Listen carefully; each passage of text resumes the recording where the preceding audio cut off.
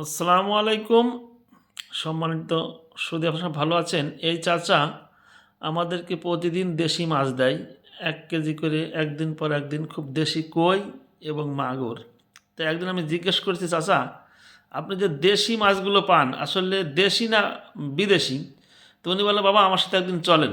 আমি যে মাঠ আছে, বড় মাঠ, কাবিলপুর অর্থাৎ কোলাবাজারে যে বড়টা মাঠ আছে, এই মাঠে চাচার সাথে আমি গেলাম। পরে চাচা ওই যে এক দুই পাশে মাছ ঢোকে যেটা, ওকে বলা হয় বাইনে। তো এই বাইনে নিয়ে আমার সঙ্গে গেলেন মাঠে। এখন তো বিকাল, সন্ধ্যার একটু আগে। তা চাচা এই যে বাইনেটা পাইতে থুয়ে আসলো, থুয়ে চলে আসছে। ঠিক পরের দিন সকালে ভোরে, সকাল ৭টা বাজে এখন, এই সকাল ৭টার সময় চাচার সাথে পুনরায় আবার আমরা গেলাম আমাদের অফিসের পাশেই।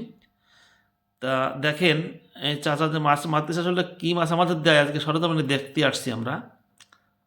বাহ!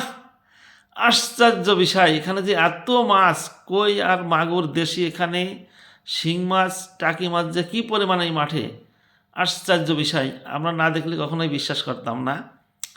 তো এই দেখেন পুরা দেশি মাছ, একবারে কই মাছগুলা, শুধু কই আর টাকি মাছ, পুরা দেশি মাছ।